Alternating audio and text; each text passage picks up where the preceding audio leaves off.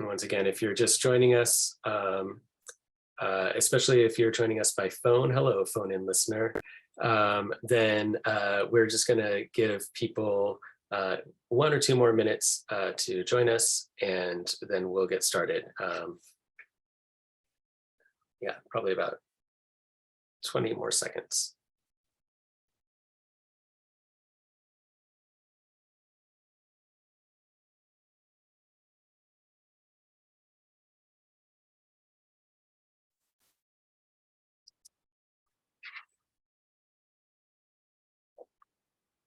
All right. So once again, thank you for joining us here. My name is Jolien Thomas. I am an associate professor of religious studies and the graduate chair in the Department of Religious Studies, which means that it is my great honor to sort of serve as the convener and host of our almost weekly departmental colloquium. Our colloquium typically happens in person, but here on Penn's campus on the 2nd floor of Cohen Hall. But every once in a while, we do events like this one where we try to reach out to a broader community and bring the world to us here at Penn. One of the reasons that we choose to do that is to sort of announce an accomplishment of one of our own. When a faculty member publishes a book, we like to share that sort of information with a book launch that's aimed to a broader public. So today we are going to hear from our own assistant professor, Donovan Schaefer, in the department. He's just published a brand new book called Wild Experiment: Feeling Science and Secularism After Darwin. You should be able to see if the link to that book in the chat. I'm just reproducing it there again. And there's also a flyer in the chat that includes a handy discount code, which I encourage all of you to use. So our protocol for today is that I'm going to introduce Professor Schaefer and our respondent, Mary Jane Rubenstein from Wesleyan University. Then Professor Schaefer is going to provide a brief set of comments introducing us to the main themes of his book. After that, Professor Rubenstein is going to give us a response, and the two of them will have a bit of conversation, which will provide some food for thought, things that have sort of come up from one professional reader's sort of reading of the book. From that, we're going to move on into a more open-ended discussion, and we'll gradually weave everyone in. So as you're listening at any time, because of the webinar format, feel free to type a question into the chat. Or into the Q&A function. I'll keep track of those sorts of things. And I'll, as we move into the general conversation portion of our event, I will sort of lob those in the direction of our two speakers. And if we don't have a chance to get to every single one of the questions, we only have 90 minutes, please bear with us. I'm sure that you can follow up with Professor Schaefer later on. And again, I just really encourage all of you to read this book, which I've been finding just utterly fascinating. I'm biased, of course, because I have the great pleasure of having Donovan Schaefer as a colleague in the Department of Religious Studies at Penn. Professor Schaefer came to us at Penn in 2017. Previously, he taught at Haverford College, also sort of in the vicinity, where he had a Mellon postdoctoral fellowship. And then he also was stationed at the University of Oxford from 2014 to 2017. During that time, he published his first book, Religious Affects, which quickly shot to the sort of necessary reading list for many people in religious studies. And today we're going to be hearing from him about his second and a half book in, how do I count that? His second full-length book, I don't know. He's published another one, sort of a smaller thing, The Evolution of Affect Theory, a couple of years back. So we're going to be hearing from him about this brand new work. Responding to Professor Schaefer, and I'll put his bio in the chat momentarily, responding to Professor Schaefer is Mary Jane Rubenstein, who's Professor of Religion and Science and Society at Wesleyan University. She's also affiliated with the Feminist Gender and Sexuality Studies program. She has a BA from Williams College, an MPhil from Cambridge University, and a PhD from Columbia University. She is the author of Astrotopia, The Dangerous Religion of the Corporate Space Race, which is a brand new book that is also just about to drop, or did it come out? Just about to, right? Pantheologies, Gods, Worlds, Monsters, Worlds Without End, The Many Lives of the Multiverse, and Strange Wonder, The Closure of Metaphysics and the Opening of Awe. She's also the co-editor and co-author of other books. There are many of them. I will put a link to her profile in the chat and her very fabulous personal website so that you can follow up on her work. So I am now going to shut up and stop talking so that you can hear from the man of the hour, Professor Donovan Schaefer. So please, Dr. Schaefer, take it away and introduce us to the main themes of your book. Thank you so much, Professor Thomas. I wanted to start by extending some notes of gratitude to a few people. First of all, Professor Rubenstein for agreeing to do this at the beginning of the semester, which I know is literally the worst possible time that we could ask you to come in and do this. So I'm just incredibly grateful to you. I also wanted to thank my entire department, which has just been incredibly supportive of me throughout the book writing process. And also just in general, I really could not be more grateful to be in this department here at Penn with such absolutely wonderful, generous, kind colleagues. And I especially want to send a note of thanks to Professor Thomas for all the work that he did organizing this, this particular event. I also want to thank Maeve Malone, who's our department administrator, who's also been helping out with organizing this. And I really want to thank all of our department grad students. I mentioned this in the acknowledgements, but the grad students that I've worked with, both here and at Oxford, have just been amazing conversation partners for me who have prompted so many of the questions, the ideas, the insights that I had that went into the making of this book. So even if you're not, even if it doesn't seem like you had a direct hand in this, you've all had this this shaping influence on this book, and I could not be more grateful to you for it. So I wanted to start off by just kind of talking around the book a little bit. I don't want to give like a kind of full-scale map of the internal structure of the book. What I did want to talk about was some of the problems, the concerns, the questions that prompted me to write this book in the first place. So my first book was called Religious Affects. It was about the relationship between affect and power. It was about the relationship between affect and animality. And it was about the relationship between affect and religion. And I pitched this book. One of the ways of looking at this book is that it's a kind of introduction of affect theory to the field of religious studies. So after I published this book, people would come up to me. There was a certain kind of reaction that I would get where people would come up to me and they would say, yes, you've persuaded me. Affect theory is exactly the right way to study religion. And I realized in talking to them that the people who were saying this divided into two completely opposed camps, like diametrically opposite camps. So some of the people who were coming along and saying, yes, religion is all about affect, said this in a kind of celebratory mood. They said, religion is how we escape. It's how we escape this over-rationalized neoliberal regime that we all live in. It's how we reactivate the enchantment of the world. It's how we reconnect to the world. Religion is the affective other to whatever rationalized secular society you see religion as in opposition to. Other people would come along and say, yes, religion is all about affect. That's why we shouldn't take it seriously. And we need to sort of smooth out religion by applying reason to it. Religion is gradually going to dissolve as our knowledge and understanding, as science, as rationality expand. A kind of classic secularization narrative about the decline of religion, precisely because religion is uniquely correlated to the emotional. So these responses horrified me. This was exactly what I did not think that I was doing with this book, certainly what I did not set out to do with the first book. Because my interpretation of affect theory is much more expansive than that. The version of affect theory that I find most compelling, that I find most convincing, sees affect in everything. Lauren Berlant has this phrase. They say that affect theory offers us a sensualized epistemology. It offers us a way of studying knowledge, thinking, reason itself as something that is defined by affect, rather than something that is the binary opposite of affect.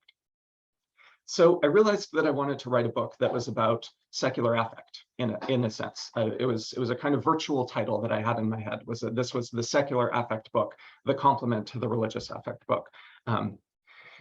But in the process of writing this, I also realized that I wanted to write about scientific affects. I wanted to explore this this zone of society that is often perceived as being feelingless, that is often perceived as being exactly what you do when you are as far removed as possible from emotion, which is very seldom how scientists will talk about science. Scientists tend to be very aware that their work is saturated with emotion. And it's a motif, it's almost a cliche in scientific autobiographies that scientists will talk about the joy of science. But that's not the popular understanding. The popular understanding still locates science on the reason side of a reason affect binary. So I wanted to talk about secular affects. I wanted to talk about scientific affects. In the process of exploring this, I realized that there was a more fundamental philosophical question. And that philosophical question was about the nature of rationality itself. Rationality is a motif that it's both a kind of front, a kind of justification that's invoked to justify and authorize lots of things, but it's also a process whereby we really do understand the world and make knowledge and make understandings about the world. And I realized that what I needed to try to tap into was conversations that were thematizing rationality itself as affective, as something that is itself defined by feeling, defined by emotion, however you want to define these different categories of feeling, affect, and emotion. So that brings me to the second dimension that was in my head while I was working on this book. And that was the kind of political problem that seemed to me to be in the background of a lot of global political conversations about how to organize society, how to respond to various societal problems. I realized that something that was happening was that we were seeing this resurgence of a language of rational domination as opposed to the language of feeling. The quintessential formulation of this was this kind of Trumpy slogan of "fuck your feelings," like this idea that we need to get back to how things really are. We need to stop taking people's feelings so seriously. We need to just get back to this cold, emotionless political reality that is not in thrall of all of the different emotions that are in circulation. That have corrupted our political process and made us weak, made us feminine, make us something other than proper rational citizens. So this kind of thinking, this kind of talk, it really troubles me, because it's so obvious to me that the position that articulates the stance of "fuck your feelings" is not an unfeeling position. It is itself a political subjectivity that is defined by all of these priorities, by all of these preferences, by a particular way that they want the world to feel. So the syntax of "fuck your feelings" is not "fuck feelings." It's not "let's get rid of feelings." It's "fuck your feelings." It's yours. It's some people's feelings don't matter, whereas other people do. But that move is immediately concealed behind the smokescreen that says my feelings are not feelings. My feelings are reason. So what I became interested in as I was exploring this philosophical question was exactly this question of how it is that something comes to feel reasonable, how it is that something comes to seem reasonable, comes to seem convincing to someone. I latched onto this word cogency. How is it that a particular idea, a particular concept, a particular belief, a particular scientific notion comes to be cogent to a particular body in a particular moment in time? And the way that I remapped that in the process of writing this book was to focus on feeling, and to say that we can't understand how it is that something becomes cogent to someone if we don't have a picture not only of the propositional content of the information that's in front of them, but also the way that information feels, the way that the information that is being presented to someone has an affective dimension that is not eliminable from the conceptual cognitive component of it. This I found myself sort of going back to my roots in feminist philosophy. A lot of my training was in feminist philosophy and post-structuralist philosophy. I found a lot of connections with post-colonial and anti-racist philosophy, various perspectives that have tried to point out how the creation of a figure called man, a figure that is sovereign in his rational substance and is fundamentally separate, fundamentally above the fray of affects and emotions, produces colonialist, produces racist, produces misogynist and patriarchal structures that mask themselves as neutral, precisely by putting on the guise of something that is fundamentally rational, fundamentally intellectual, and therefore detached from the affective. So what this also means is that the rethinking the relationship between thinking and feeling is also a way of rethinking the relationship between thinking, feeling, and power. One of the things that I point out in the book is that Foucault, who is most widely known for the formula power knowledge, as of History of Sexuality, Volume 1, is already talking about power knowledge as power knowledge pleasure. And that's the structure, that's the construct that I want to bring into the fore for understanding these political questions about how we make knowledge, what we find compelling, and how this racialized, gendered, sexed dimension gets added into that picture. The other aspect of this is related to this, this question of how we bring in perspectives from the humanities and create a conversation. So the first thing that I do in this book, in part 1 of the book, is I spend a lot of time bringing together different sources where I think that there's been effective pushback on this idea of a binary of thinking and feeling. So I spend some time with science and technology studies. I spend some time with post-colonial critical secularism studies. I spent some time with some European philosophers that I see as sort of working from the inside to trouble this binary. Spend some time working with literary theory, some time working with affect theory, especially queer of color affect theory, and also dedicate a chapter to academic psychology. In bringing all of these together, I wanted to show that this idea that thinking and feeling need to be seen as a continuum rather than as fundamentally divided from each other is not a fundamentally new idea. It's something that people have been circulating in lots of places for a long time, but it's also something that is still just outside the walls of common sense. It's still something that has to be argued for, that has to be presented as something that requires justification, something that requires defense, rather than something that can just be presented as a given.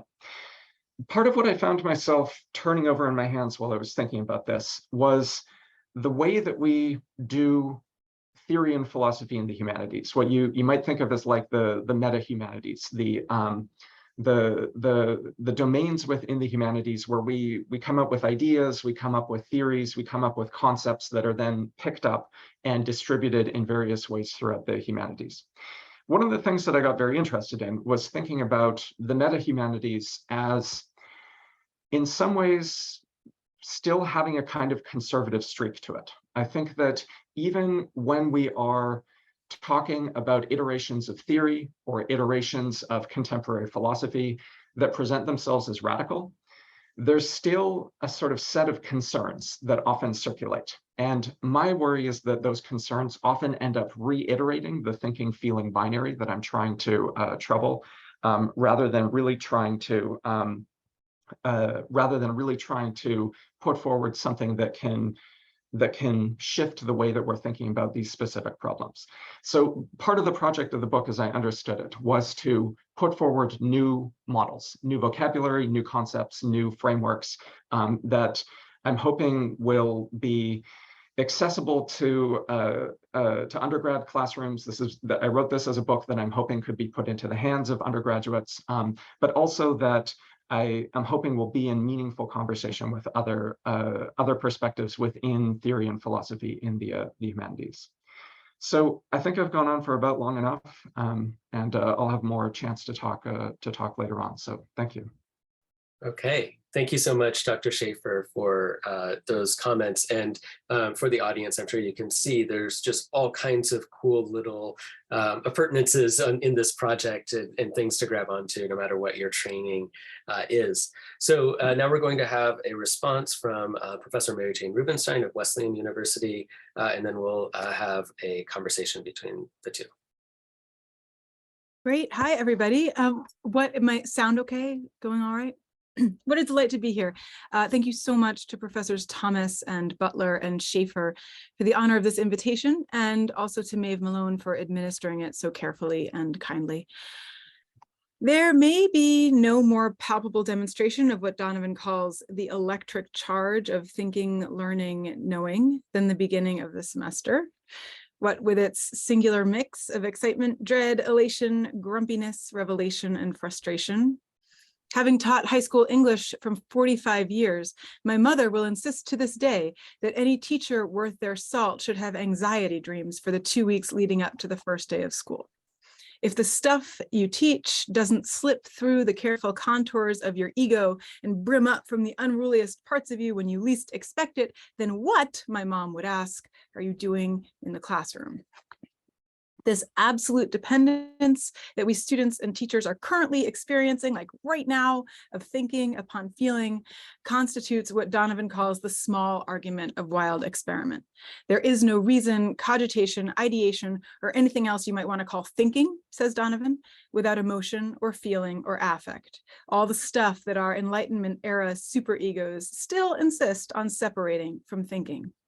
This modest but unrelenting deconstruction of the thinking-feeling binary is Donovan's small argument. Like, it would be enough but this is just the small argument of the book. His big argument is that affect is what makes cognition work and what leaves cognition open to error. Specifically, Donovan explains in exquisitely lucid prose the pleasure that comes from the feeling of click when the whole world suddenly comes together compels both first-rate scientists and wingnut conspiracists in their searches for the wholeness of truth. The trick then is not to cleanse the sciences of feelings, but rather to set in motion what Donovan calls a dynamic agonism between different forms of feeling. So the elation of discovery should be tempered by David Hume's cool passions or by William James's nervousness about falling into error. There should always be a calmer, more suspicious passion holding our credulous passions in check. I should say from the outset that I am fully convinced by both of these arguments, the big one as much as the little one, and by the affective agonism that Donovan recommends as the solution to the big argument, right? If this is what leaves us open, then the solution is to error. The solution is not to get rid of feeling, but to feel differently and to feel more and to feel intention, right? Convinced by all of it, I love this book. I will be citing it and teaching it all over the place from here on out. I would like to offer just a few questions for clarification, for discussion, not to question the role that feelings play in thinking, but to get at the shape and the scope of those feelings. Okay, so 3 questions first. First question.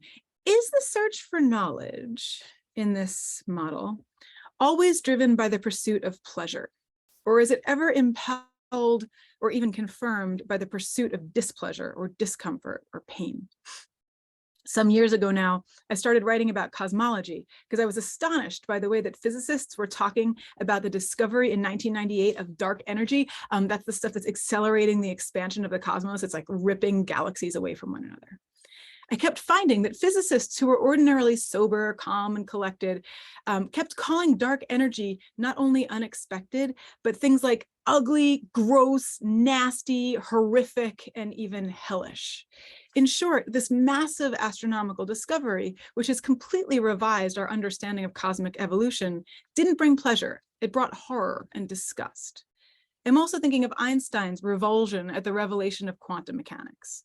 Unlike the smooth totalities of general relativity, the quantum uncovers a fractured subatomic world in which all knowledge is probability, one thing can be in two places, bodies only take shape in relation to their observation. Infamously, Einstein was totally disgusted, like completely revolted. He knew he couldn't disprove the quantum, but he kept saying, this is a quotation, but he wrote it like 4 or 5 times, an inner voice tells me it's not the real thing, unquote. Like, I feel like this is wrong. And if it were the real thing, if it turned out to be the real thing, Einstein wrote in a letter to somebody else, he might just give up on physics and work in a casino instead. It was that bad. He was that upset. And yet here we are almost a century later, and quantum mechanics shows no sign of settling down into a more rational way of thinking. In the meantime, climate science is increasingly revealing to us a world out of joint and unhinged. And of course, its progressive uncoverings don't bring pleasure either. They bring downright terror. So here's the fleshed out first question. What happens to Donovan's pleasure click model of knowledge when the right answer turns out to be the unpleasurable or disjointed one? The one that makes our stomachs turn because rather than stitching the world together, it tears the world apart. Second question, where does all this pleasure or displeasure or exhilaration or horror, any affect at all, come from? Donovan is careful to acknowledge that even the grumpiest rationalists, think Richard Dawkins, will admit that knowledge produces pleasure. Right? Oh, it's very nice to contemplate the rainbow. It feels delightful, right? Thinking and feeling for these folks are related as cause and effect. Thinking thinks, and then feeling says, wow, well done.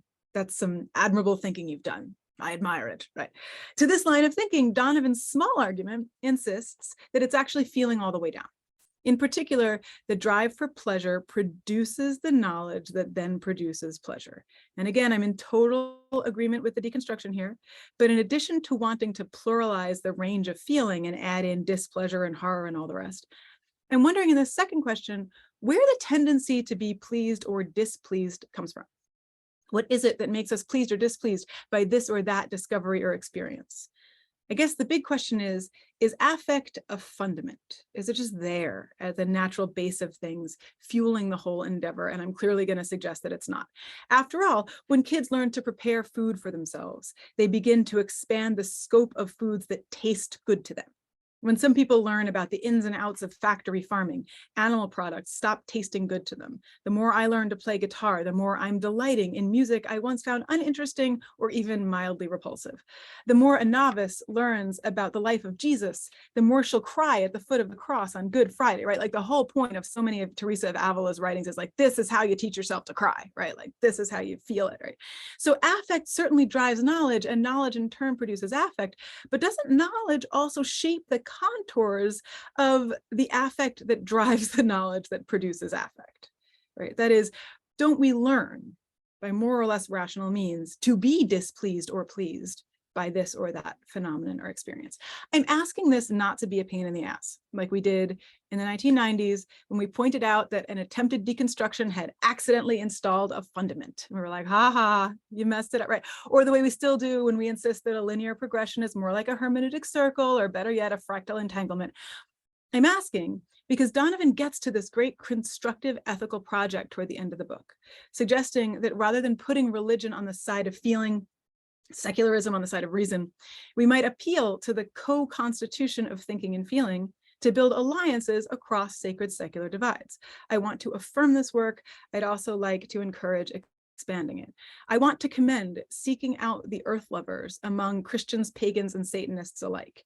And I also want to commend teaching folks how to love the earth in the first place.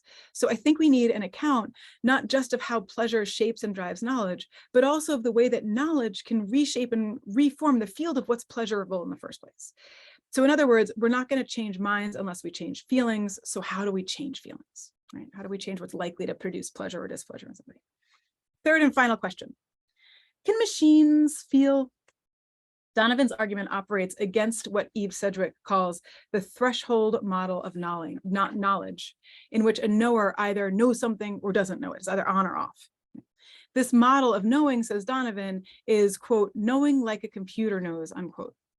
Donovan's cogency model, by contrast, is knowing like an animal knows, with thinking and feeling bound up all the way down.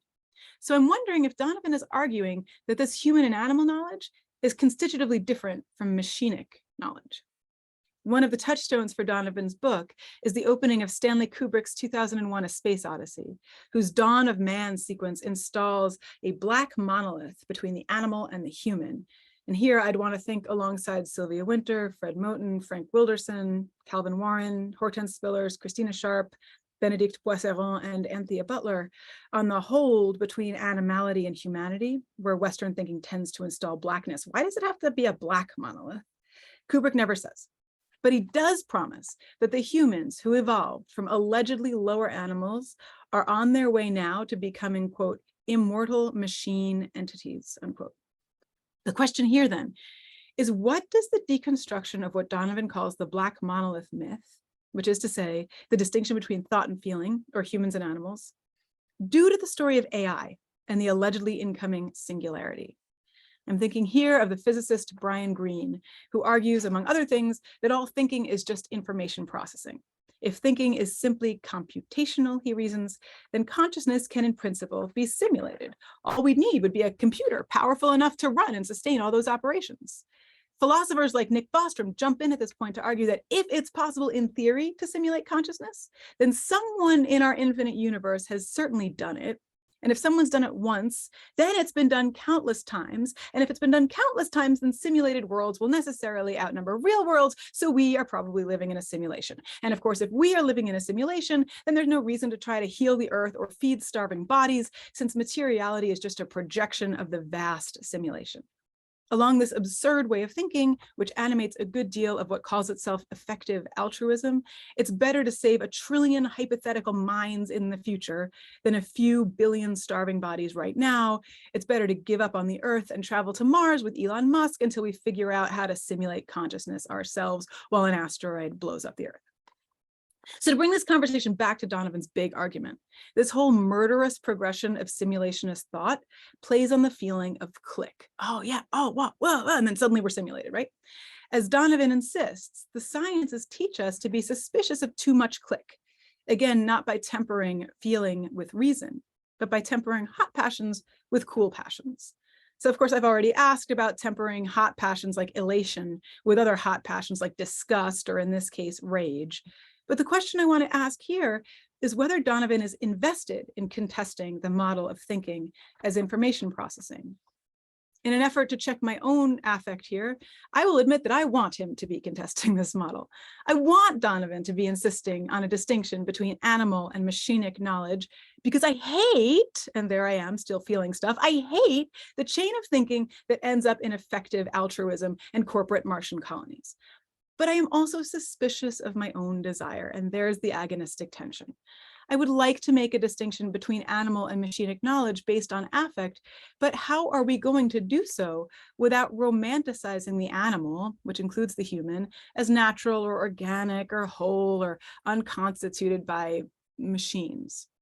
After all, I am communicating this assertion of cognitive independence from machines, thanks inter alia to contact lenses, a newly minted computer, the tangle of wires subtending my wireless connections, an HVAC mini split over there, an LED light bulb over here, some factory farmed produce earlier today, and a small but powerful array of pharmaceuticals. So here's the question from the other side.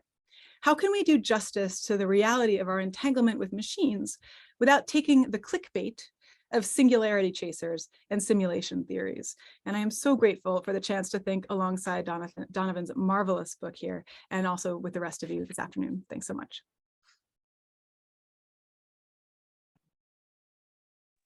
Thank you so much. So Donovan, the floor is yours for a response to the 3 questions and provocations there. And I really loved that clickbait line at the end. That was amazing. Go ahead. Yeah, that was wonderful. Thank you so much, Professor Rubenstein. I could not be more grateful for the thoroughness, the depth of the read of this book. I was going to say, Professor Rubenstein very kindly shared her questions with me beforehand, so I had a bit of a map. They were all organized like these 3 questions, but each of those questions had subpoints, and those points had their own subpoints, and those subpoints had their own subpoints. So I scrolled down to the bottom, and it was 4 pages of questions. I scrolled down to the bottom, and I got to question 3, subpoint G, section Roman numeral 5, subsection 2. That just to give you a sense of how much Mary Jane deep cleaned this book in thinking through her questions. But it's an incredible joy to be read that carefully. And the questions that you're asking are questions that were defining the limits of what I felt like I could really conceptualize in the book. They were things that I just felt like I wasn't sure that I really had answers to.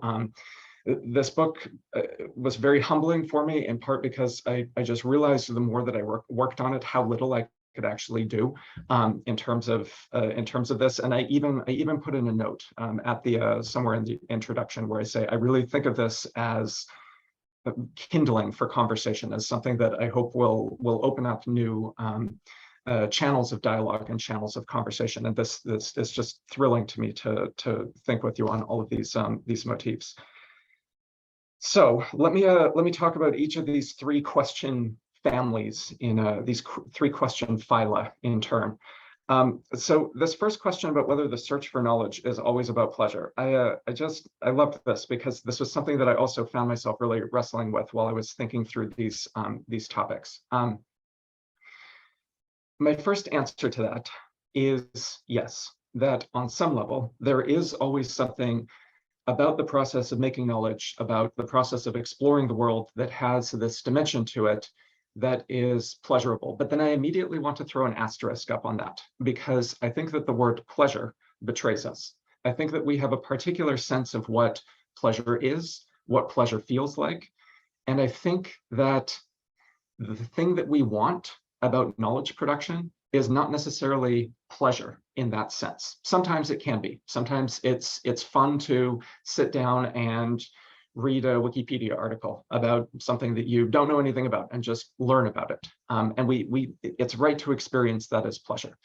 And scientists will often talk about their work as pleasure. But there's also this, one of my worries with the book was that it would sometimes come across as too sunny, that I was being too celebratory about the emotional richness of scientific work. Whereas I think that emotional richness is actually, it contains this pleasure dimension. The word that I found myself reaching for more often was excitement, which I don't think of as quite the same as pleasure. Like, you can be excited about something and also kind of scared of it, or also kind of repulsed by it in a way that you wouldn't call it pleasure exactly. But there is an excitement to it. But then even excitement, I'm not sure if that's quite the right word. And this procedure of like splitting apart these words that we've been using very casually, that we tend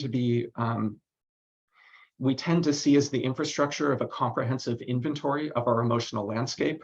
I think we need to look more closely at them. And I think we need to do exactly this and ask these questions about what pleasure really means, what are the things that we want, and is pleasure the only way of cashing out the answer to that question of what we want? And I would say no.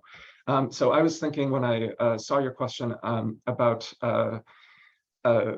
Lauren Berlant's category of cruel optimism, the idea that we can be attached to something, we can be fascinated by something, it's an affective bond, but it's also damaging us. It's harmful to us. And not just in a kind of long-term, like, you shouldn't eat that stuff, it's not good for you kind of way. Like, it's causing you pain, and it's causing you what? Like excitement, pleasure, some other thing at exactly the same time. I've always thought that Proust was a really good illustration of this, especially Deleuze's reading of Proust. He talks about a Swan in this fit of jealousy, knows that Odette is being unfaithful to him, and is roaming the streets trying to find out more. He's trying to find out what Odette is up to, even though he knows that it's going to be profoundly painful for him. He just can't stop himself. It's what he wants, even though at the same time it's something that is going to be emotionally undoing for him. Part of what I wanted to say about that, though, is that I think that as we are producing knowledge about something, we can feel multiple things. So like you, I'm really interested in this question of how we wrap our heads around climate science. It's what the epilogue of the book is entirely dedicated to this question of how this model of disrupting the feeling thinking binary lets us think again about the question of persuasion around climate science. And I think you're exactly right. I think that the fact that the findings of climate science, the sort of prediction of a looming climate catastrophe, maybe even a near-term climate catastrophe, I think the fact that it's so horrifying is partly what makes it a hard sell. I think it's partly what makes it less cogent for people. It is less appealing because it's so explosive and so awful that it's hard for people to wrap their heads around. And interestingly, I would actually say the same thing about Einstein. I mean, in essence, I think that Einstein is saying, I find it horrible that God would play dice, that there would be this heart of the universe that is fundamentally random, because he's a Spinozist and because he wants to see everything hanging together in this beautiful cat's cradle of space and time that is predictable by these elegant, gorgeous equations. And it's gross to him that there might be this bizarre roulette wheel that is actually running everything. And that's partly why quantum physics is never cogent for him. Even when he's kind of like made peace with it, he's never happy about it. And so I think that we can see the operations of cogency in a case study like that as well. So let me move on to the second set of questions that you had for me, which is this question about where pleasure comes from and whether affect is fundamental. So this is another huge question. This was another thing that I was really wrestling with and trying to figure out how I felt about this, what I thought about this. One of the presentations of this that I got very interested in was Michael Polanyi's version of this, because Polanyi will say something like, forget exactly how he puts it, but he says something like, we experience pleasure when we do math. When we see our equations resolving themselves, when we're exercising these mathematical skills, we experience this, whatever we want to call it, this hedonic affect.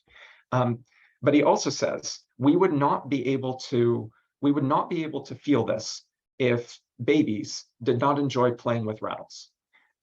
And for him, there's a continuum. The things that we are, the kind of like protoplasm of feeling that we have when we are infants, when we are children, is where the landscape of the way that we feel about the world, including the way that we feel when we're making knowledge about the world, that's where that comes from when we're adults.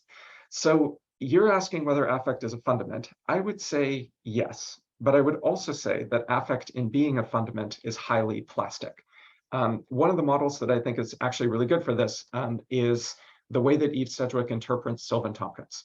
So Sylvan Tompkins has this model of the affects where he says, there seem to be some constants. There seem to be some things that are just with us, probably cross-culturally, probably from birth, but we immediately have to recognize that whatever those constants are, they are profoundly configurable. They can be arranged and rearranged in this extraordinary mosaic of difference. So Tompkins is simultaneously a thinker of, yes, affect is fundamental, but the way that affect blooms, the way that affect becomes this extraordinary, like coralline branching structure with all of these different connections, all of these different ways of feeling about the world, that's the plasticity of affect. And Sedgwick specifically says, like, I'm interested in Tompkins because he's helping me access this world of thought where we can talk about multiplicity and plasticity at the same time and see how Tompkins uses this model of the letters of the alphabet. The affects are as versatile, they're as labile as the letters of the alphabet. You can do an infinite number of things with the letters of the alphabet. You can do an infinite number of things with the affects. So there's a dialectic between a sort of rigidity, a kind of micro level rigidity, but then also this extraordinary plasticity, especially when we're talking about human beings. Your examples are all these amazing examples of the development of taste. Taste, as I see it, is something that is trained. It's something that is already there that then gets refashioned, rather than something that just gets, like installed, like a piece of machinery, like at some point in a developmental process. I have to say, though, in saying all of this, I mean, I generally think that the way that Tompkins is thinking about this has a lot of value to it. I find it very convincing, but it's also not something where I'm like, this is a closed discussion. Like, it seems to me like something where there's a lot more to be said, and that's exactly the kind of line of inquiry that I really like to see more of. One other kind of sub question that you asked as part of this this cluster was about whether knowledge can shape feeling in the same way that I'm saying that feeling can shape knowledge. And I mean, of all of the kind of like direct hits that you had on like areas where I was like, oh, I don't really know. That's kind of why I didn't answer that question, because I don't know the answer. This is the one where I'm like, I'm just most up in the air. The way that I found myself thinking about it while I was writing the book was that just as Einstein sees space and time as a cat's cradle, we can see thinking and feeling as a cat's cradle. It's a single string that has been arranged in a complex configuration. And when you pull on feeling, knowledge shifts. And when you pull on knowledge, feeling shifts. It's all interrelated. And I struggled so much with this, and I really don't know how well I achieved this task, but I really tried to find ways to use the words that we had rather than creating new words. And in the process, I realized that that's very difficult to do. Like, it's very hard to talk about, to use a word like an idea, and to have that word mean not something that is just defined by its intellectual content, but that is also defined by its emotional dimension. It's a three-dimensional object that has both affective and cognitive dimensions to it. And yes, you can sketch it like in a kind of orthogonal fashion and see like the X plane and the Y plane, and you can talk about them as sort of separate, but it's always an artifice to divide it in that way. But I just found that incredibly hard to do. And I'm not sure that the book even succeeded at managing to do that. The one thing that I will say about this cat's cradle model, though, is that I still felt this, you know, like Einstein being like, some voice in my head keeps telling me that this is the way it is. It was still hard for me to not see feeling as foundational to the cat's cradle, which mixes the metaphors and doesn't really make sense when you visualize it, like what's the foundation of a cat's cradle. But it still seemed to me that the emphasis needed to be on the affective dimension of it. Maybe just because we live in this ambient liberal common sense that is still convinced that, like Brian Greene, that we are fundamentally information processors. And so the moment right now has to be this challenge to exactly that ideology. But again, this is something that is just, it's surrounded by question marks for me. So I'd be very interested to hear your thoughts or the thoughts of other people who are here on the call today. Your last set of questions. I think this is where you and I are probably like in the kind of most hand in glove agreement about whether machines can feel. Tompkins actually has a really interesting set of reflections on this, where he says, if we were to sit down and build a human being, we would probably start by building a computer, and we'd get it completely wrong for exactly that reason. Precisely because the model of human beings as information processors is just, it's just missing too much. Like that's exactly the template that has so much traction in the kind of ambient conventional wisdom that surrounds us, not just in the academy, but in like, you know, just sort of street level conversations that people are having all the time. This idea that, you know, feeling and thinking are split, and that the core of what it means to be human is to think rather than to feel, that's an incredibly powerful idea. And I agree with you completely. It's a racialized idea, it's a gendered idea. It's something that has profound political consequences in addition to being an important philosophical problem in and of itself. So I would just say, I think I am right there with you in being skeptical of the transhumanist claims, in being skeptical of a certain kind of like AI triumphalism. Definitely, like anybody who sees consciousness as a fundamentally intellectual process that is detachable from our bodies, let alone detachable from our feelings, they fail the class. Like that is just not the way to think about what we are as human beings. That's taking a kind of like ambient structure of common sense and mutating it into something that I agree with you completely, like has the potential to do real damage to the planet that we live on, paging Elon Musk once again. So I actually tended to find myself avoiding the word consciousness in writing this book. I'm not even sure that consciousness seems to me like a word that has so much baggage, like in the philosophical tradition, that I'm just not even sure that it's salvageable. At the very least, I think that if we're thinking about consciousness, we need to think of it as something that has both the cognitive and the affective dimensions to it. And so all of these kind of digital fantasies of like, you can upload your consciousness and then download it into, a computer or some other body or something like that. To me, that is wildly off base. That's something that I would directly want to challenge by collapsing this thinking feeling binary.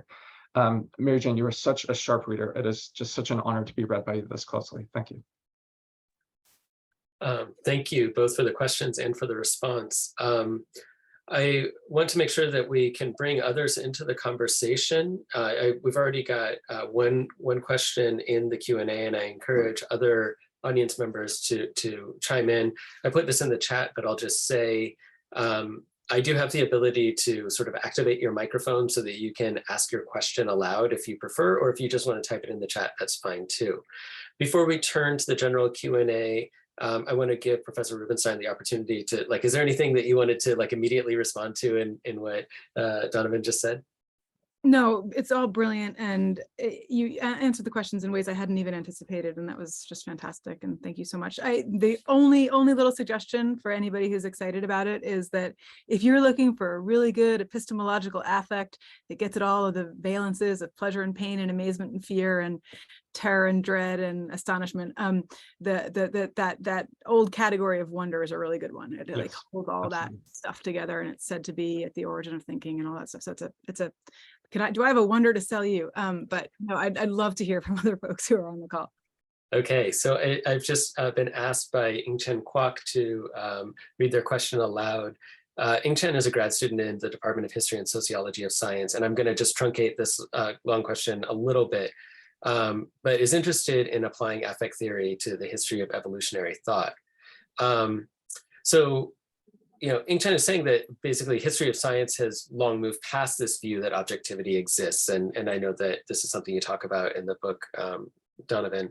And a lot of the work sort of uncovers this incredibly affect-laden private communication between scientists and reveals that scientists are not objective at all, but they're petty and squabbling just as much as anybody else. So if you're taking an STS perspective, there's not the strong thinking feeling binary, right? But history of science has not really theorized affect as such, affect per se, and has instead, I think, treated the emotions scientists experience as relatively transparent and also individualized. So basically, what do you have to say to a grad student in history and sociology of science from a methodological perspective about the treatment of affect in that field, and also how you're dealing with the humanities at large? Yingchen, I hope I did your question justice. Take it away, Donovan. Yeah, that's wonderful. Yingchen, thank you so much for this question. I hope we have a chance to chat sometime. Please drop me a line. It sounds like we've got a lot of convergent interests. Your conclusions are the same as mine. I'm an interloper in the field of history of science, so I'd be really interested to hear the thoughts of a professional on this. But based on what you've told me, your conclusions about the field and the way that the field has made a set of moves that are parallel to what I'm trying to do in this book, but that don't quite get to disrupting the thinking feeling binary as such. That was exactly my conclusion in reading the STS history of science literature as well. I found that the theoretical approaches in STS and history of science, I was very sympathetic to them. I tended to find them incredibly helpful conversation partners, and I wound up talking to a lot of them in the pages of this book. But as you say, I think that the way that STS theory tends to speculate on how to move on from objectivity is to talk about things like history, to embed particular scientific discoveries in their historical moment, to provide genealogies of those scientific discoveries. Another really prevalent move is to talk about science as embodied, especially in the kind of overlap between STS and embodied cognition material, 4E cognition material. To talk about the way science is done is something that is very physical. You could bring in the actor network theory stuff as well here, like the role of objects in the kind of extended mind actor network in terms of the production of scientific knowledge. I find that really compelling. There's also a really strong emphasis on sociality. There's a really strong emphasis on the way that human beings make knowledge in groups, the way that scientific communities authorize knowledge, the way that scientific communities are the kind of irreducible unit of knowledge production. Like, a lot of scientists can't make knowledge by themselves anymore, if they ever could. So you have these motifs of sociality, of history, of embodiment, but I think your ultimate conclusion is the same as mine, that ultimately there isn't a theorization of affect as such. And that was one of the contributions that I'm hoping the book offered, was to put affect itself in the frame of these questions about how scientific knowledge is produced. And to be in conversation with all of these other strands of thought as well. Like, I think there's a lot to be said about how the sociality of knowledge is also a particular configuration of the emotional profile of scientific knowledge making. So I'm hoping that it provides it contributes to the conversation in that way. But I think the way that you're thinking about it is very I find that very compelling, the way that you framed it. Excellent. And Ingchen, if you have follow-up questions, feel free to put them in the Q&A. I'll also say that the Q&A is open, so feel free to type questions in. Some of you may have not had the opportunity to look at this book yet, but I have, and so I'll use my moderator's privilege to ask a question. Sort of piggybacking on something you said before, Donovan, when you were talking about the cat's cradle and your frustrations. So you said that as you were talking, you said, oh, well, the metaphor gets a little mixed here. And I was interested to hear you say that, because one thing that really strikes me about your book is the utter proliferation of metaphors throughout the text. They proliferate, they mix, they mess about together. And I found myself reading about an aquifer on one line and suddenly reading about a landscape on the very next line. And then I was reading about a mechanism like 3 lines later, and I found myself getting quite confused. And I'm asking this question not to nitpick about prose, because I agree with Mary Jane that the prose is lucid and beautiful. I didn't know what you were talking about, but I was also curious about, you know, to put this bluntly, is this you straining at the limits of language to describe something that's very, very difficult to describe, because we have such an ingrained tendency to think that ideas are thinking, like that, to do the cogitation sort of model? Or is this actually a manifestation of your method, and the way you write and use your metaphors is reflective of the type of thinking / feeling that you're doing and you want us to do? Because it's such a striking aspect of the book to me, and you know, I see that Charlie McCrary is on the call. He and I have had ongoing conversations about how form can be a reflection of our methods, and so I'm just if you have any thoughts on that, I'd be really curious to hear them. Yeah, that's a wonderful question. You sound like one of my editors, noticing that I have 3 different metaphors in a single sentence. You're not approaching me with a scowl on your face like they are usually, though. Yeah, that's a great question. I don't know that if I've necessarily thought about it in exactly those terms. I definitely think that the struggle that I had with this book was just realizing over and over again how much words come with a kind of history to them. And you know, I set out with a goal. This is, you know, I come from continental philosophy as a field, and continental philosophy has many vices. And as Mary Jane can attest, one of them is making up new words. And so I had this kind of discipline for myself that I was going to try to make up as few new words as possible, and just try to get the existing words to be heard in different ways. But I came to understand why it is that sometimes you do need to make up a new word. It's not because the existing words don't get there. It's because when the existing words show up, they bring along a bunch of baggage with them. They come along with a kind of a train. Kafka has this amazing parable where he talks about how some people wanted to make a temple and they ordered all of these stones. And then when they were looking at the stones, they realized that the stones all had messages on them. They all had scratches on them that told the story of where the stones had come from. So maybe you're right. Maybe there's a kind of, maybe I'm working through a kind of frustration with the limitations of existing vocabulary. I did want to say though, I mean, one of the things that I really want to affirm is that there's no such thing as an affectless language or an affectless writing style. People will often say that they find analytic philosophy incredibly dry. They find it incredibly difficult to read. It's often held up as the exemplar of like writing that is done without feeling. I don't think that analytic philosophers encounter it that way at all. I think analytic philosophers find the precision of the language that they use. They find the regularity of the language that they use. They find the focus of the way that they write, the way that they argue, the way that they construct their ideas. I think they find that very exciting. I think that that's part of what makes analytic philosophy tick, is that it has its own set of affects. So I'm not disagreeing with anything that you're saying, but the only thing that I would want to add is I didn't set out to write a book that had affective writing in it, just because I think that all forms of writing have their own affective topography to them.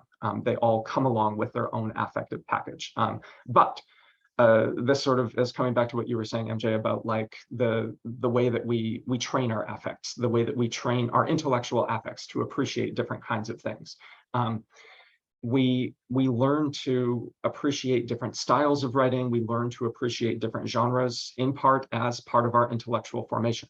And all of that I see as a process that is defined by affect. Excellent. Thank you so much. We've got a queue of questions coming into the chat. So I'm going to turn on Justin McDaniel's microphone. Oh, I lost you, Justin. Where are you?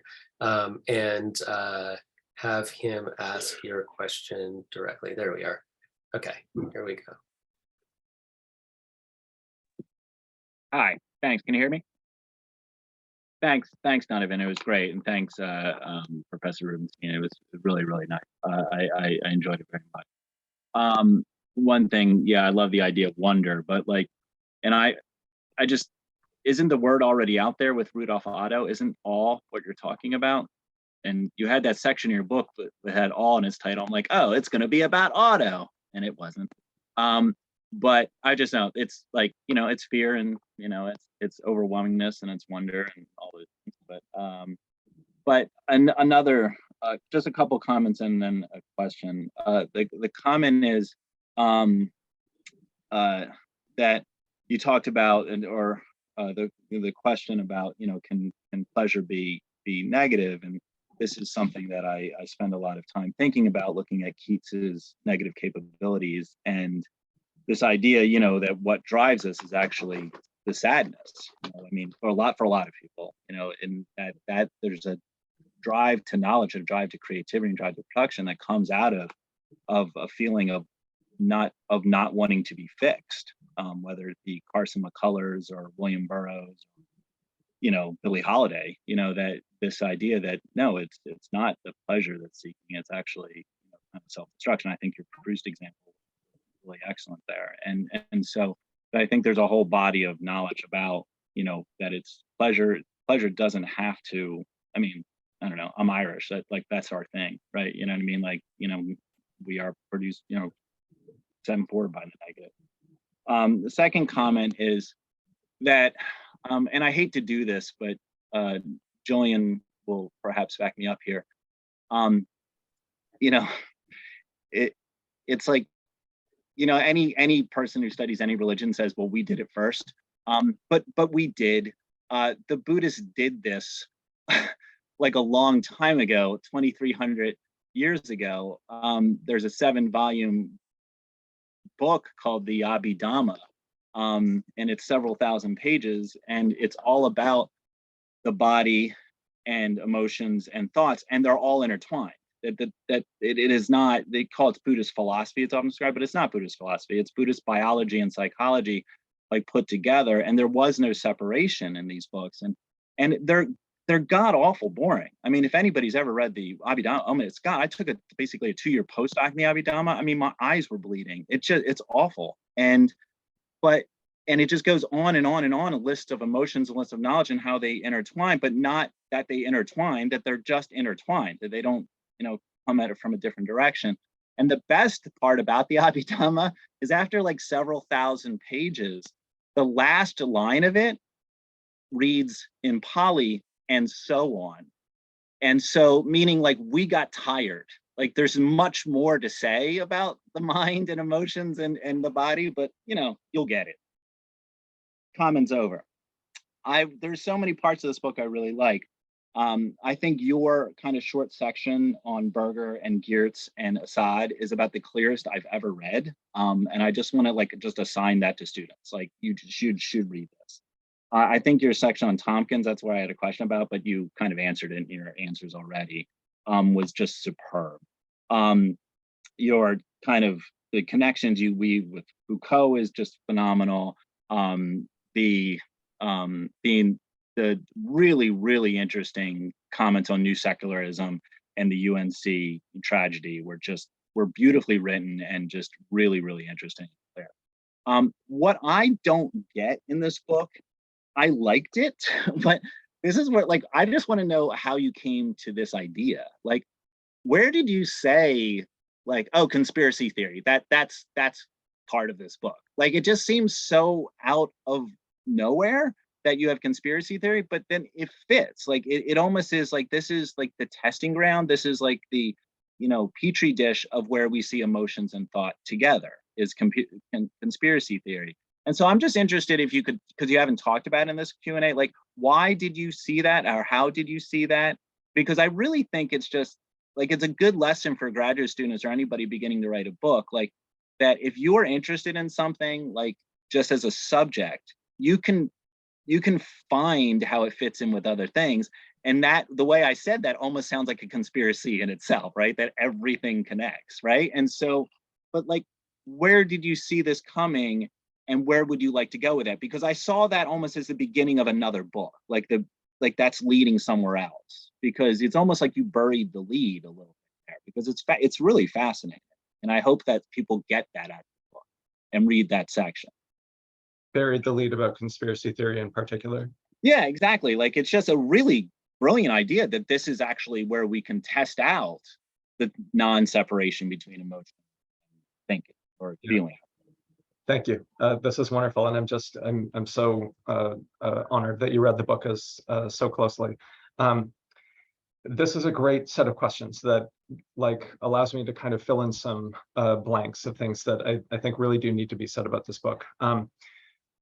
One of the paradoxes of the book, I say this repeatedly in the introduction, is that the set of ideas is not new, and yet it's also outside the walls. Lots of people are saying this. The whole first part of the book is me being like, here's a survey of a variety of different places where this is already being said. I have this whole section of the introduction with this massive battleship footnote with all of these figures who have already who are already working in exactly this way. And I say, I'm just looking around at the stuff that I know best, which tends to be the Euro-American tradition. And here's a very small sampling of examples that are from a range of other traditions around the world where this wouldn't even occur to them to be a problem within the context of these traditions. And yet, the thinking-feeling binary still has this extraordinary hold on us. It's still something that we just cannot shake, and is the operating system of so much of our political common sense, across the whole political spectrum, and is causing us to misidentify a lot of the political problems that we have, like conspiracy theory. So I don't know what to make of that. I think you're right. There are lots of antecedents for this, and there are lots of intellectual traditions where the thinking feeling divorce never happened in the first place. But it still seems to me that the dominant idiom that we're confronting now is precisely this. And I don't know that I have an answer as to why that is, that set of that particular way of looking at things has been as powerful as it is. I'd love to hear other thoughts on that. This question about what our driving affect is, I agree completely. This is why, like, the word pleasure, I'm like, it's getting there. Like it's pointing to the word that we need, but the word that we need is not quite there. It may not even exist. I've recently been, for my next project, I've been reading a lot of cultural anthropology, and I've been, cultural anthropologists love this word meaning. I'm like, what's meaning? What is that? Like, what are we actually saying when we talk about meaning as a property of an object or a text or an experience?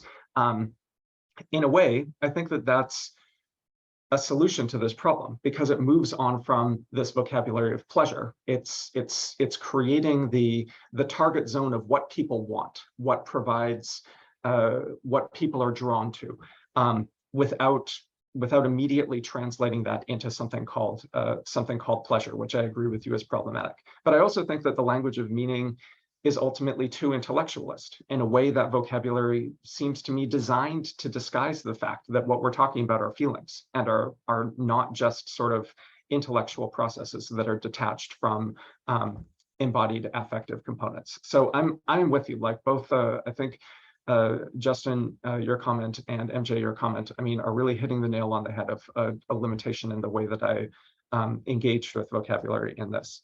And then to your last question about where these things are coming from, I am really convinced that academic writing is much more like bricolage, where you kind of, you're going for a walk and you pick up the things that you find on your walk and you put them together, than it is like a kind of strictly top-down research project where you're like, okay, here's my shopping list A through Z of everything that I need, and I'm going to get all of these things and then I'm going to assemble them. I think it's much more meandering than that. And I think what you're picking up on is that I'm definitely guilty of meandering a lot when I was writing this. But I do agree with you.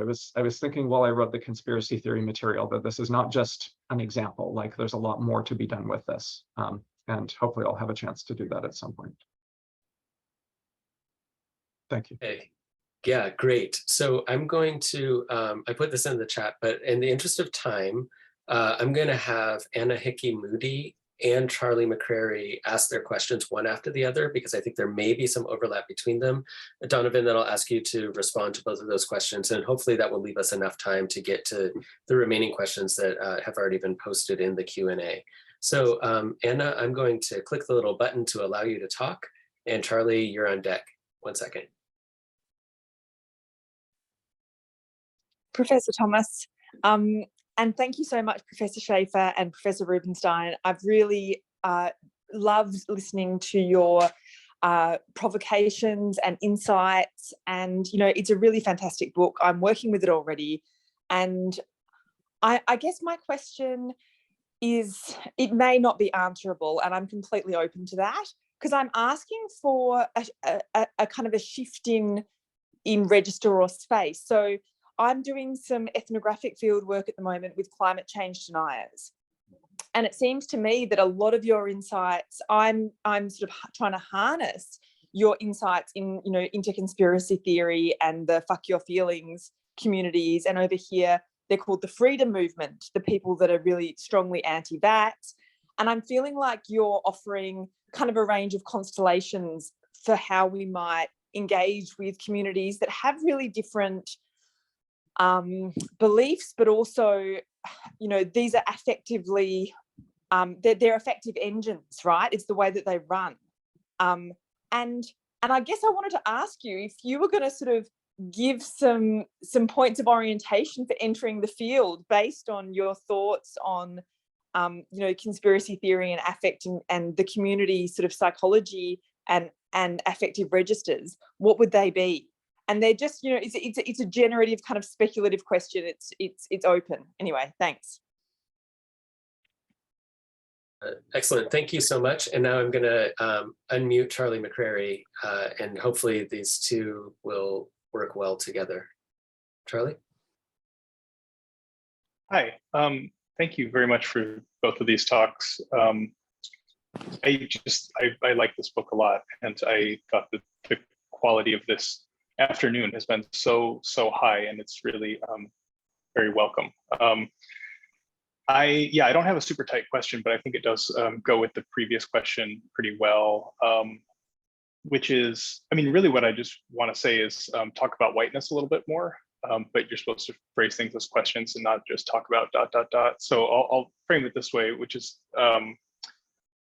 you know, I found this book really useful. I'm writing about eugenicists a little bit, and I found this useful in thinking about how they feel, and how they have a particular kind of, I guess, a secular feeling, right? And a certain, they feel scientific, and that's part of why they like it. It feels secular and rational and scientific, and I'm a little tempted to just say, well, what they're really feeling here is their own whiteness, right? And I think that you can kind of suggest that based on what you say in the book. Maybe we can say that about like Musk too, right? His kind of self-aggrandized feelings are sort of deep expressions of whiteness. But I don't think you would want to link those super closely, right? That, you know, self-consciously secular scientific feeling is just some kind of expression of whiteness, right? That's not a one-to-one. So I wanted to invite you to kind of tease that out a little bit and say something about that. Thanks. Yeah. Thanks to you both. Go ahead. Yep. Thank you. Those are both wonderful questions. Why don't I start with Dr. McCrary's question? Charlie, I mean, you're thinking about this in ways that I find very compelling. I think it's absolutely right to talk about this in terms of the way that this thing called whiteness gets made, the way that this thing called whiteness defends itself, defines itself, not just through a set of kind of conceptual coordinates, but through structures of feeling, through ways of placing oneself in a particular social hierarchy that are affective. I was really interested while I was researching this to see that a lot of work on structural racism is now also becoming very interested in feeling. Eduardo Bonilla-Silva has been reading Sarah Ahmed and has been writing a lot about the way that we can connect the analysis of structural racism from this Marxist set of coordinates to this vocabulary of affect and emotion. So I think you're definitely onto something to say that we're talking about whiteness here.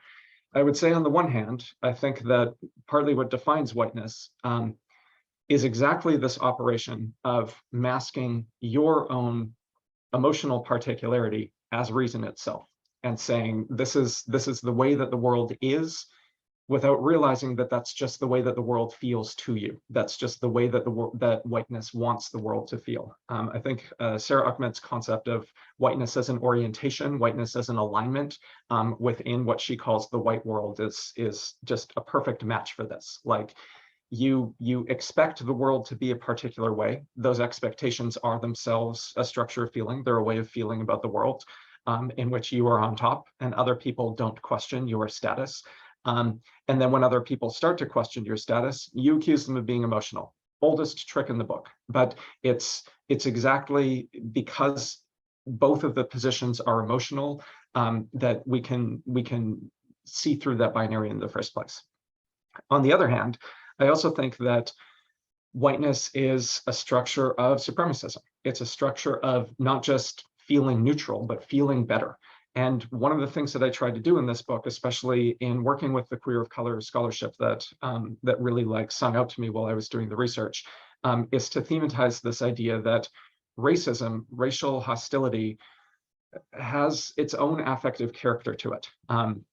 Sharon Patricia Holland has this amazing concept, what she calls racism's erotic life. The idea that there's a pleasure component that is built into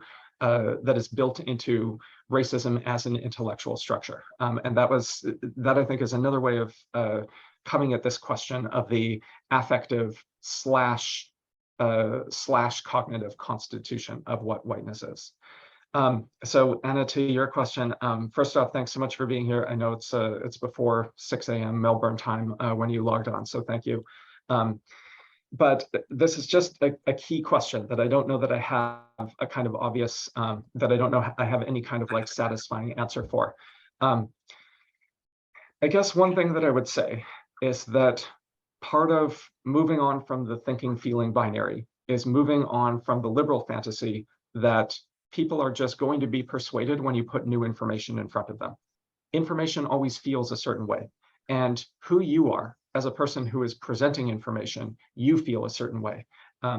We all see this happening around us, and I think that it's something that we need to be paying very close attention to. But there is an escalating hostility towards professors, towards scholars, towards students, just sometimes in a very disturbing fashion, like people who are offering new perspectives, offering new ideas, are themselves being perceived as the enemy. We need to recognize that that's an affective situation and just not kind of like bash our heads against the same wall over and over again. What the next set of strategic developments look like, I mean, I talk about this a bit in the epilogue, but I certainly don't go into any detail. That's exactly the kind of question that I'm hoping to see explored more in these conversations. So thank you. Okay, we are running quite short on time, and as expected, this book is generating a lot of intellectual and emotional ferment. So I'm going to try and squeeze in these last two questions. I think that Kirby Sokolow's question can be put very simply. You know, can machines know, not feel, but she's asking about knowing. But I'll have both Randall Johnson and Kirby Sokolow very briefly state their questions. Donovan, I'm going to ask you to be very disciplined and give very short answers so that we can wrap up on time, because I know you have to get to class. So Randall, would you like to ask your question live? And if so, I'll unmute you right now. Hey, Donovan, thank you so much for the book. The question I had is I very much was drawn toward the turn toward ethics at the end that Mary Jane highlighted so beautifully for us. And obviously that's a both needed and exceedingly difficult place to go. I was struck by a phrase at the end of section 1 in the epilogue. And this is the phrase, all with an eye to letting ourselves more graciously acquiesce to truth. And I'm all for this sort of truth, but I worry about how we posit it both feelingly and knowingly without underscoring how this valuation happens. And then it raised the question for me, how is this truth, which I'm totally on board with, related to cogency as persuasion? And you know, I mean, I don't ask it to try to stump you. I ask it because it troubles me anytime there's this call for a new ethos that I'm all on board for, but that I worry about, is it just our left-leaning, good-thinking truth, or is it a truth that is outside of that? Thank you both for what a wonderful afternoon. Great, and then I'm just going to unmute Kirby Sokolow to ask her question very briefly, and then Donovan, you can take both of them very quickly. I know that's a hard task, but you can do it. I've got confidence. Thank you so much, and congratulations, Professor Schaefer. So I guess given the cat's cradle of the of knowledge and feeling, I was kind of thinking of the flip side of the question of, can machines feel? So can machines know? And really, is this like plugging in of what we know in terms of either data or in terms of processes? And I'm particularly thinking about, you know, the way lots of information is coming out about, you know, how biased a lot of our machines really are. Is what machines do knowing, or is it something different? Yeah, those are wonderful questions. Thank you both so much for that. I'll try to do justice to them while also keeping the time. Kirby, let me start with your question, and just to kind of answer on fast forward here. I think this is such a crucial question. It's something that like comes to all of these questions, like I like the way that you're phrasing it as kind of the underside of Professor Rubenstein's question. We've talked about whether machines can feel, but can they think? Can they know? I found myself arriving at what I found was a kind of counterintuitive position in the process of writing this, which is that the bar for saying that such and such a thing thinks is lower for me than the bar for saying that they feel, which is the exact opposite of the kind of philosophical common sense that we have around us. You could say the same thing about plants. Like there's all this research coming out now on plant cognition, and even this question about whether plants are sentient. And I'm very comfortable with the idea that there's plant cognition, but I'm actually not persuaded that there's plant sentience, that plants like are up in this register of feeling.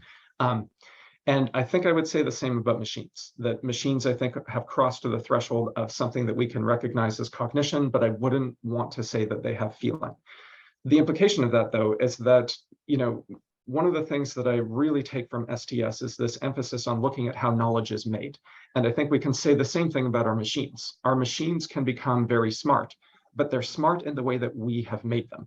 And that's where things like algorithmic bias can still enter in, because they still, the forms of cognition that we have built for them still have our fingerprints on them. And that I think needs to be considered when we're talking about cognition. Is not just some like magical juice that you have where you just suddenly start thinking. It's something that is made. It's something that has a body to it, for want of a better word. But I've got more to say about that. Maybe you and I can talk about that later. And Randy, it's so good to hear your voice. Thanks so much for being here. This is also just a wonderful question. One of the things that I say at the end of the book is that we have gotten very good at pushing back on certainty, very good at pushing back on objectivity as ways of responding to certain framings of different kinds of knowledge, different beliefs. But at the same time, we have become impoverished in moving beyond that. We don't have as rich of a feel for how to live in uncertainty and then still act, to still move forward. And it seems to me that in a condition like, given the magnitude of climate catastrophe, that the magnitude of the challenge that we're facing, it's a situation where we need to be figuring out how to move forward.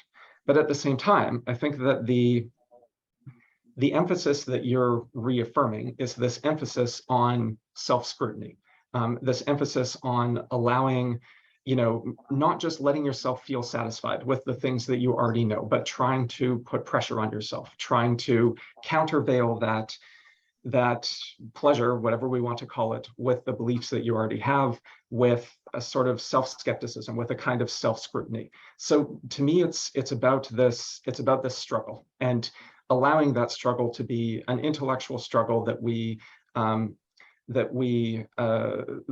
develop, that we cultivate, but also moving forward with confident action. We've just given Professor Schaefer a very challenging set of questions to deal with, and we kind of put him through the ringer. And now the poor guy has to go teach a class. Good luck with that, buddy. So I want to just ask all of you to join me in thanking Professor Schaefer for writing a really thought-provoking book. And also Professor Rubenstein. Those were really just incredible questions, and it's such a deep engagement with this text. I'll just speak for the Religious Studies Department at Penn and say we're all tremendously honored that you took the time to deal with the book in such a careful way. So thanks to all of you for joining us. Please do come to other events in the future. You can find those events listed on the Religious Studies website. For now, I'm going to close down our event and just say thank you again once more to all of you for joining us, and to our speakers today. Thanks. Thank you all.